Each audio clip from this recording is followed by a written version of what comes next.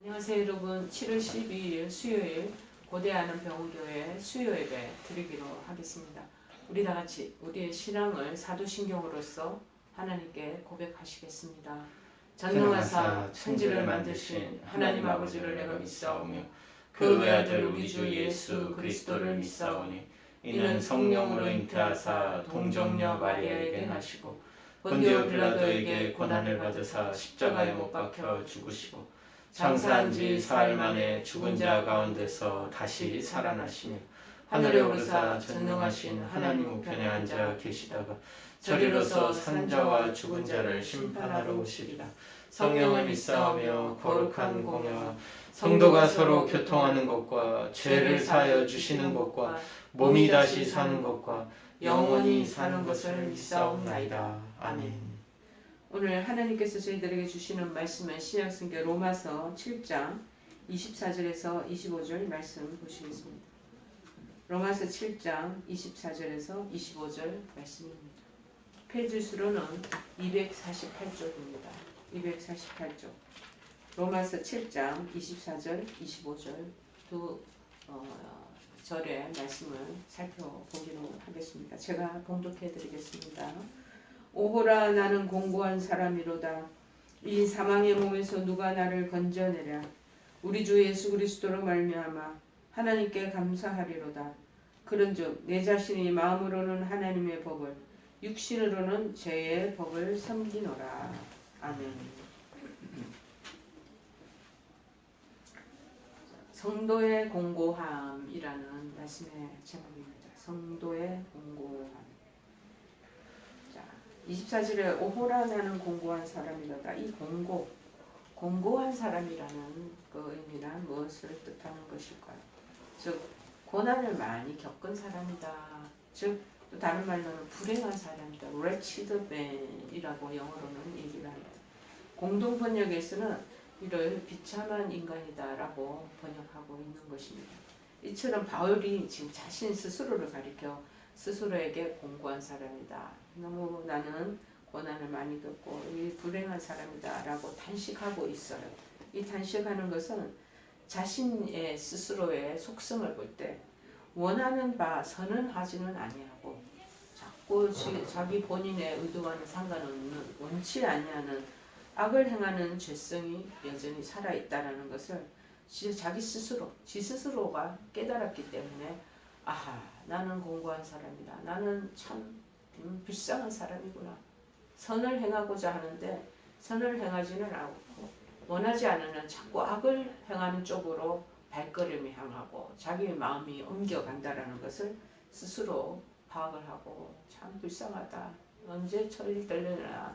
나는 왜 이렇게 모든 것이 한탄스럽냐라는 쪽으로 말씀을 표현하는 것 같습니다. 그래서 자신이 이미 하나님께로부터 의롭다함을 얻었어요. 얻었음에도 불구하고 시시때때로 살아 역사하는 죄의 성향을 어떻게 하지 못하는 데 대하여 지금 절망하면서 자기 스스로를 지금 평가하고 있기 때문입니다. 그러나 이렇게 자기 스스로를 공고하다. 참 내가 볼품없는 사람이다. 라고 이렇게 말하는 것은 어찌 보면 자신을 부인하는 것 그리고 자신의 의를 내가 옳다, 내가 똑바르다 라는 의를 주장하는 것이 아니기 때문에 진정으로 어찌 보면 성숙된 그런 이 바울의 모습이 아닐 수가 없다라고 평가하는 신학자들도 있습니다. 왜냐하면 주 안에서 항상 스스로를 돌아보잖아요. 그래서 셀프 리플렉션을 계속 해보는 사람이구나 이 바울이 라는 것을 본문 통해서 우리가 이게 살펴볼 수 있는 거죠. 자신의 처지를 정확히 직시하잖아요. 자신의 형편과 자기의 한계를 정확하게 판단하고 그 상황적인 것을 자기가 아예 짐작할 수 있잖아요. 그렇기 때문에 이런 상황을 정확히 직시하지 못하는 사람에게서는 이러한 죄의식이나 그래서 죄의식 때문에 주의 도우심을 간구하는 그런 부르짖음이 그 사람들한테 나올 리가 만무하기 때문입니다. 이렇게 자기 셀프를 잘 보고 자신의 어떤 한계가 있고 어떤 모자람이 있고 어떤 부족함이 있다는 것을 잘 알게 되면 그래서 하나님 앞에 부르짖고 간구하면서 도움을 요청하게 되고 그래서 그 사람은 좀 더 어려운 쪽으로 자기의 모습이 변형되어 가는 그러한 좋은 발전적인 모습들이 나올 수 있지 않겠습니까? 그런데 이제 지금 이 바울은 이 사망의 몸에서 누가 나를 건져내랴 그렇게 말합니다. 이 사망의 몸이라는 뭡니까? 죄와 사망의 권세에서 속박당해서 벗어나지 못하는 비참한 우리 모든 인간의 처지를 공통분모로 지금 합쳐서 얘기를 하고 있는 것입니다. 이 사망의 몸이죠. 정말 죄 때문에 사망의 권세에 정말 꽁꽁 묶여서 버려질 수밖에 없는 우리의 처지. 사실 아담의 범죄 때문에 그 이후로 모든 인간은 죄 아래에 있다고 해도 과언이 아닐 것입니다. 죄 아래에 있으므로 결국에는 죄를 짓다 보면 그 마지막 종말이 뭡니까? 사망의 골무, 그 이기까지 도착이 된다는 것입니다. 로마서 5장 12절에 그래서 기록하고 있습니다. 그러므로 한 사람으로 말미암아 죄가 세상에 들어오고 아담으로 말미암아 세상에 죄가 들어왔다는 거예요. 그 죄로 말미암아 죄를 짓다 보면은 결국 죽음의 사망의 순간에까지 이르게 된다는 거지. 이와 같이 모든 사람이 죄를 지었으므로 사망이 모든 사람에게 이르렀느니라 그렇게 기록합니다. 그러므로 그러한 상황에서는 이 사망의 권세는 능히 깨뜨리고 자신을 구원해 줄 구원자가 절실히 요청되는 것입니다. 여기서 건져내다, 누가 나를 건져내라.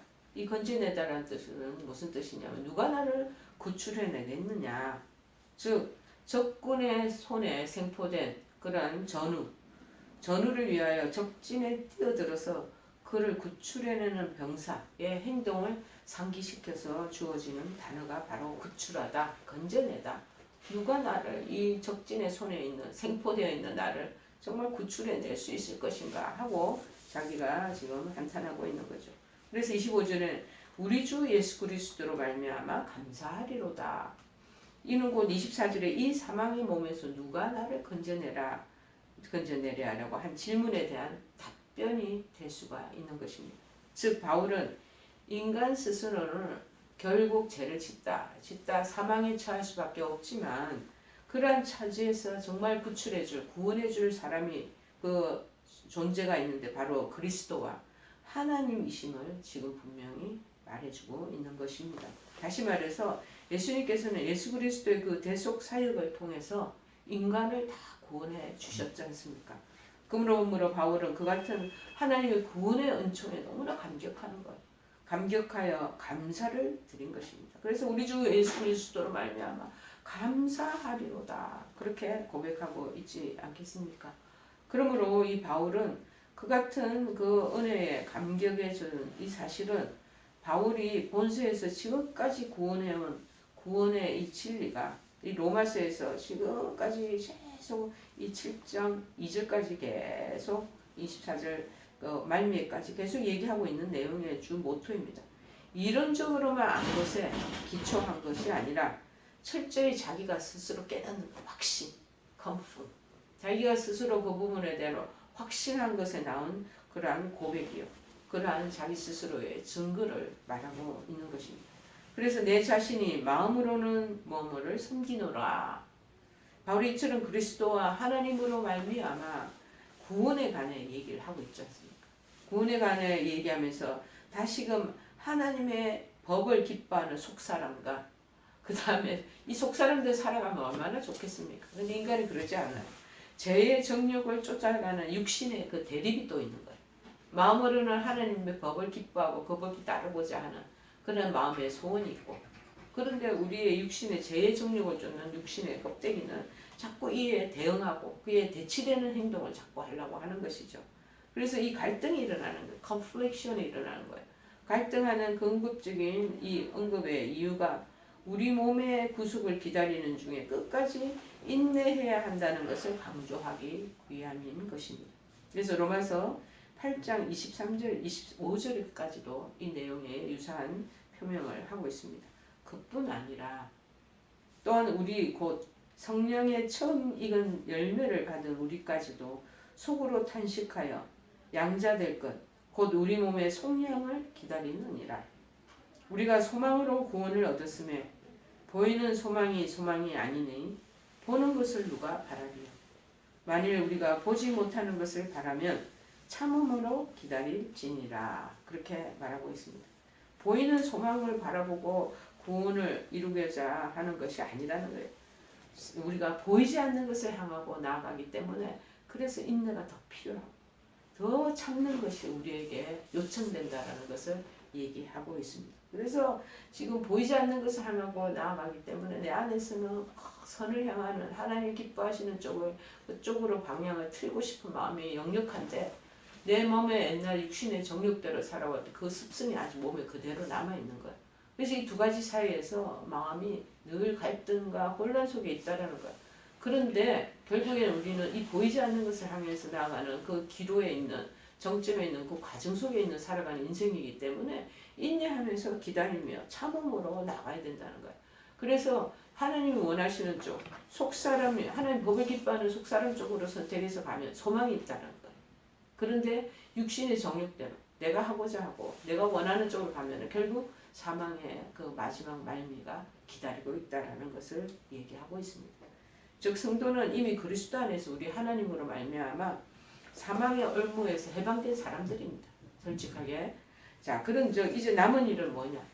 우리가 구원이 완전히 이루어지는 그 마지막 주님의 때가 있다는 거예요. 지금 구원의 시작, 시발점이었어요. 그러나 이 과정을 다 거치고 완전히 완성을 이루는, 성취를 이루는 그때 주님의 때를 고대하는 가운데 오직 우리는 그 부분에 대해서 인내하며 그 소망을 바라보고 끝까지 우리 믿음의 경주를 해 나가야 된다는데 자신을 죽은 자 가운데서 다시 산 자같이 하나님께 드려야 된다. 그러니까 내 안에 일어나는 욕망, 내 안에 일어나는 탐심, 죄의 모든 속성 이것들을 죽은 자 가운데서 다 죽여버리고 다시 하나님 은혜 안에서 살아난 사람같이 정말 우리 자신을 의의 병기로 하나님께 드려야 됩니다. 드리기를 힘써야 한다고 우리에게 다시 강조하고 있는 것입니다. 그 부분에 대한 그 기록이 말씀은 로마서 6장 13절에 대변하고 있습니다. 또한 너희 지체를 불의의 무기로 죄에게 내주지 말고 이전에는 구원을 구출하며 얻지 못했을 때는 죄에게 그냥 올매어 살든지 속박되어 살든지 그거 상관없는 거예요. 그 결국 사망으로 갈지만 오직 너희 자신을 죽은 자 가운데서 다시 살아난 자같이 이제는 구원함을 얻었으면 하나님께 네 자신을 드리라는 거예요. 드리며 너희 지체를 이제는 불의의 병기로 그렇게 사용하지 말고 의의 무기로 하나님께 드려야 된다라고 우리 로마서 6장 13절에 대변하고 있습니다. 여러분 우리 모두는요 크리스찬들 믿음의 사람들은요 다 분명 예수 그리스도의 구속의 은혜로 말미암아 제사함을 받은 사람들입니다. 다 용서함을 받은 사람입니다. 맞습니까? 네, 맞습니다.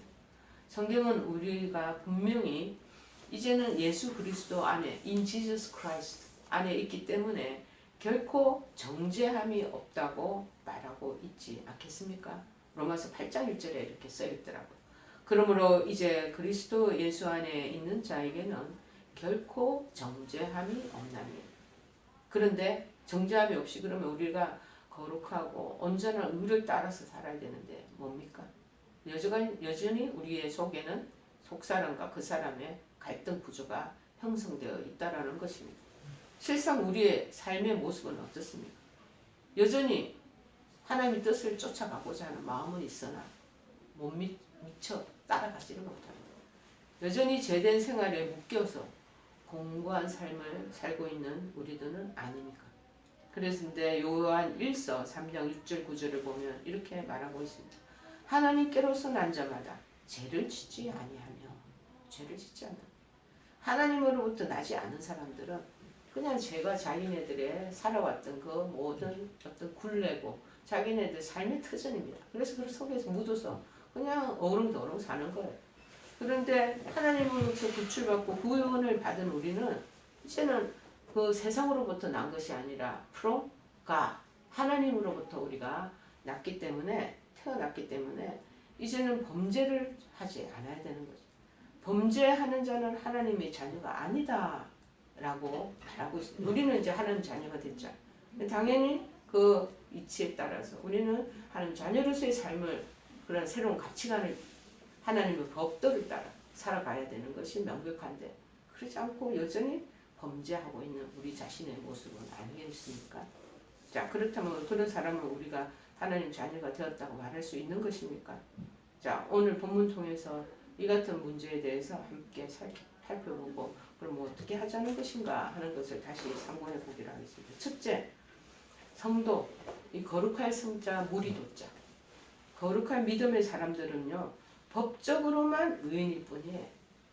성경은 분명 로마서 10장 10절에 언급하기를 사람이 마음으로 믿어 입으로 시인하며 그리고 마음으로 믿어 의에 이른다라고 말씀하고 있습니다.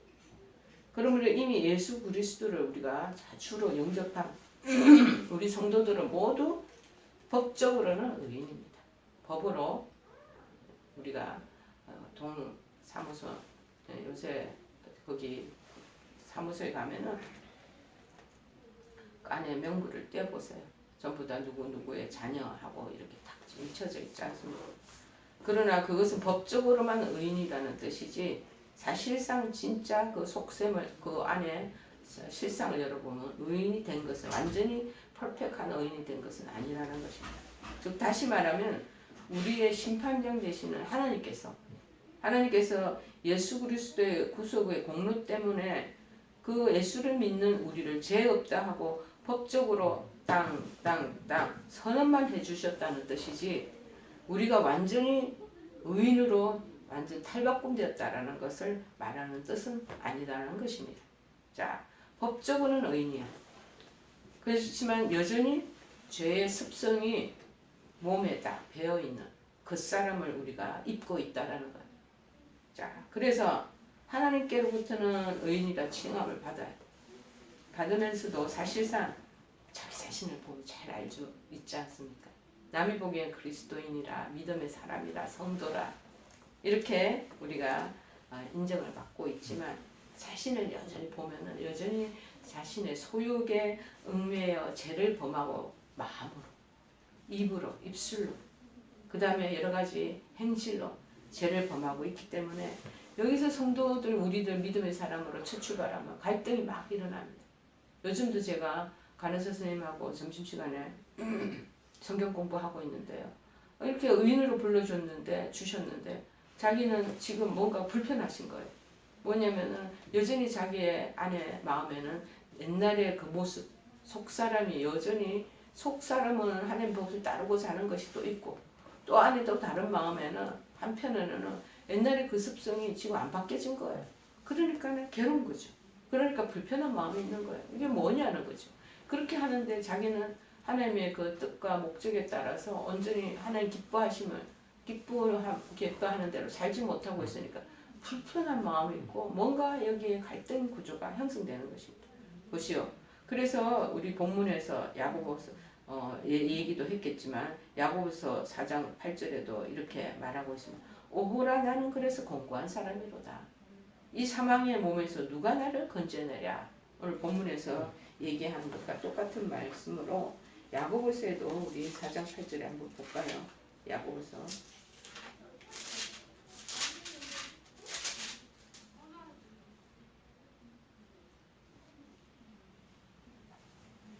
야고보서 4장 8절이 아니고 17절에 보면 이렇게 나와 있습니다. 사람이 선을 행할 줄 알고도 행하지 아니하면 죄니라. 선을 행해야 되는 것은 하나님의 뜻이야. 그런데 또 내 마음에는 선을 행하는 쪽으로보다도 내 쪽에 유익하는 그 범죄의 속성이 묻어있는 그쪽으로 자꾸 쫓아가고자 하는 마음이 있어서 이 두 가지 사이에 갈등이 있는 거예요. 그래서 예수를 처음 믿고 첫 입문하게 되면요 사람들이 마음에 갈등 구조가 막 형성되기 시작하는 것이 이중적인 마음이 그렇게 우리들 마음을 혼란스럽게 하는 것입니다. 그런데 두 번째는 뭐냐? 성도는 이런 성화의 과정 이거를 이제 점점 sanctification이라고 우리 자니엘슬레 목사님은 성화를 굉장히 강조하고 계십니다. 그리스도의 은혜로 구원을 얻었지만 이제 그 구원을 얻은 의인이라 칭함을 받은 성도는 그때부터 성화된 정말 하나님이 기뻐하시는 그 뜻을 따라가는 삶의 그 여정들이 그때부터 펼쳐지기 때문에 이 성화의 과정을 잘 거쳐야 된다고. 거쳐가는 과정 속에서 갈등이 계속 마음의 갈등이 있는 것이죠. 사도 바울은 그래서 25절에 어떻게 고백하고 있습니까? 나 자신이 마음으로는 하나님의 법을, 육신으로는 제 법을 섬기느니라. 차라리 예수 믿지 않으면 더 마음이 편할 것인데 예수를 믿다 보니 이 두 가지 속에서 늘 여쭈 보면 양다리를 거친 듯한 여기 갔다 저기 갔다 아니야 이렇게 살면 안 되지. 그래서 또다시 성마음 예수님이 기뻐하시는 마음의 법을 따라 또 들어왔다. 들어오니까 뭔가 또 손해보는 것 같고 나하고 이게 맞지 않는 옷을 입고 있는 것 같아서 다시 옛날의 옷으로 관성의 법칙에 의해서 육신의 법으로 또 돌아가고 하는 법을 계속 있다라고 사도 바울도 고백하고 있지 않겠습니까? 자, 다시 말하면 죄의 습성이 몸에 밴 자신의 육신으로는 어쩔 수 없이 죄를 짓게 된다라는 거예요. 자, 그러나 마음으로는 하나님의 법을 지키기 위해서 또 애쓴다는 뜻이에요. 그래서 마음으로는 하나님의 법, 그 다음에 육신으로는 죄의 법. 그래서 어떤 분들은요, 신앙생활 안 하려고 하시는 분들의 얘기를 태반히 들어보면 죽기 전에, 돌아가시기 전에 나는 그냥 세례받고 그리고 천국 가겠다고 이렇게 심상을 드러내는 분이 계셔요. 실컷 죄짓고 자기 원하는 대로 뜻하는 대로 살다가 말미에 임종 직전에 예수님 받아들이겠다고 하시는 어리석은 분들도 계시는 거죠. 자, 사도 바울은 빌립보서 3장 12절에서 이렇게 얘기하고 있습니다. 내가 이미 얻었다 함도 아니요 온전히 이루었다 함도 아니라 오직 내가 그리스도 예수께 잡힌 바 된 그것을 잡으려고 쫓아가노라. 여전히 쫓아가고 있고 여전히 ing 진행 중인 사람의 속성 안에 들어가 있다라는 것. 저도 마찬가지입니다. 저에게도 어떨 때는 하나님의 법이 더 비중을 높게 두다가 어떨 때는 내가 가지고 있는 육신의 그 법이 또 손을 들고 나를 이기게 하다가 두 개 늘 타듯이 왔다 갔다 할 때가 있다라는 것입니다. 근데 믿음의 여정, 성화의 그 과정을 깊게 잡고 우리가 체득하면서 밟아 나가다 보면 언젠가는 하나님의 법이 내가 가지고 육신의 법을 제어할 때가 있다라는 것입니다. 여러분, 여기서 우리는 사도 바울이 비록 그 사람의 범죄함으로 인해서 탄식을 해요. 탄식하면서도 그러나 그리스도의 그 장성한 분량에까지 자라나기 위하여 얼마나 노력하고 있는지를 발견하게 되는 것 아니겠습니까? 어디 사도 바울만 그렇겠습니까? 우리의 심정을 지금 그대로 묘사해놓고 있는 것 아니겠습니까? 이처럼 성도는 그리스도의 장성한 분량까지 자라가야 합니다. 즉 이것을 뭐라고 그러냐면 처음에 언급했듯이 성화 과정이다. sanctification이다. 이 과정 자꾸 거룩함으로 바꿔지고 점점점 그쪽에서 크레딧이 점점 쌓여져 간다는 것입니다. 그 과정 속에서 늘 내 자신하고 싸워야 되니까 많은 어려움과 갈등을 당연히 겪게 된다는 것입니다. 자, 돌이켜보십시오. 우리가 그리스도를 믿고 성령으로 거듭나기 전에 이런 갈등을 겪은 적이 있습니까? 자, 그때는 일방적으로 죄의 길로 그 한 방향을 타고 계속 내리치닫고 내려가고 있는 것 아니었겠습니까? 내리막길로 막 내려가는 거죠. 그런데 우리가 성도가 되었어. 근데 스탑을 했어. 내리막길에. 근데 이제 오르막길을 올라가야 되는데 잘 안 올라가지죠. 그 가속이 붙었는데. 그러니까는 힘을 더 써가지고 그 경사진 오르막길을 올라가야 되는 것. 이런 갈등이 있다는 것은 그 힘을 쓰고 에너지를 우리가 소모하고 땀 흘린다는 것은 너무나 당연한 일이라는 것입니다. 여러분, 우리는 우리의 자신의 그러나 죄 때문에 이런 갈등하게 된 것을 기뻐해야 한다고 말하고 있습니다. 또 주 예수 그리스도로 말미암아 사망의 길로 내리막 경사길로 막 달려가지 않고 의의 영생의 길로 오르막길로 우리가 지금 달려가려고 애쓰고 있잖아요. 그것을 하나님께 감사해야 된다는 것입니다. 사망으로 내리막길로 막 가는 것. 샌프란시스코에 가보니까 지금 얘기하다가 생각나는데 막 길이 그냥 자동차로 막 위로 오르막길로 가 있고 그 다음에 내리막길로 하얀 곡선으로 떨어지는 길이 있어요. 그렇게 언덕바지가 많은 길이 샌프란시스코 그 길인데 잘못하면 막 밑으로 날아가고 떨어지는. 여러분 제 속성이 그렇게 날아보는 거. 아래 하얀 곡선 우리를 그냥 몰살시키기 위해서 막 내리막길로 뛰어나가게 하는 거. 그런데 거기서 스탑하고 예수 그리스도의 은혜로 다시 우리의 경사진 위쪽을 바라보는 시선을 위에 두면서 오르막으로 올라가려는 게 힘이 2배나 3배나 많이 들지 않겠습니까?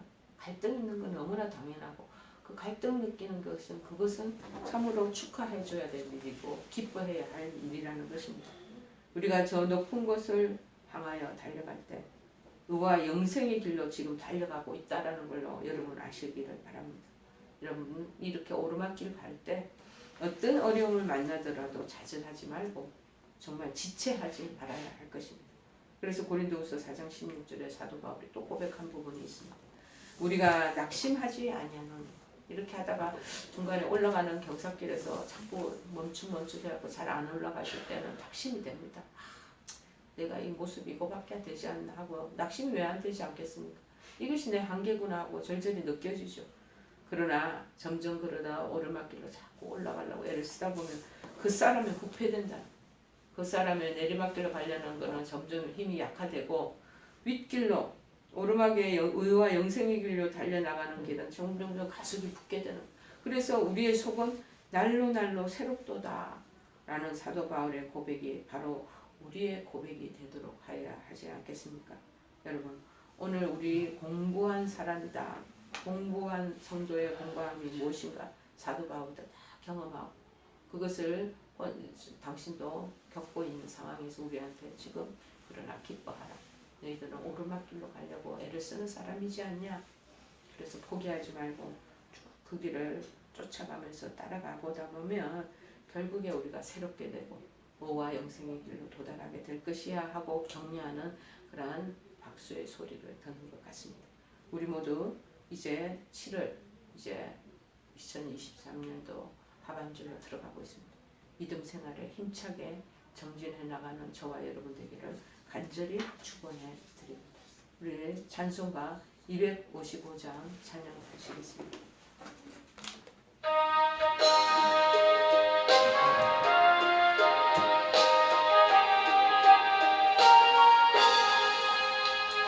이제 흉악하나 눈과 같이 겠네 너희 죄 흉악하나 눈과 같이 겠네 죄의 빛 흉악하나 희게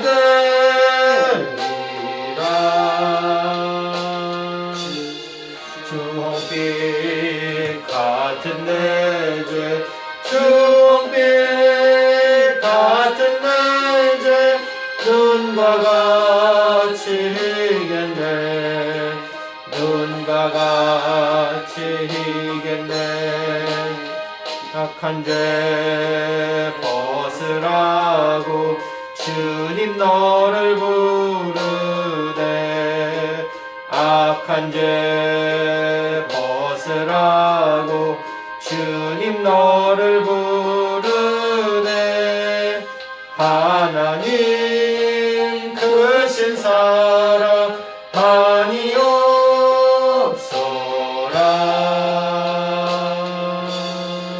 악한 죄 벗으라고 악한 죄 벗으라고 주님 너를 부르네 주님 너를 부르네 너희 죄 사해 주사 기억 아니하시네 너희 죄 사해 주사 기억 아니하시네 불쌍한 사람들아 오라 하시네 너희 죄 사해 주사 너희 죄 사해 주사 기억 아니하시네 기억 아니하시네 우리 다 같이 주기도문으로 수요예배 마치기로 하겠습니다. 하늘에 계신 우리 아버지여 이름이 거룩히 여김을 받으시오며 나라의 마옵시며 뜻이 하늘에서 이룬 것 같이 땅에서도 이루어지이다.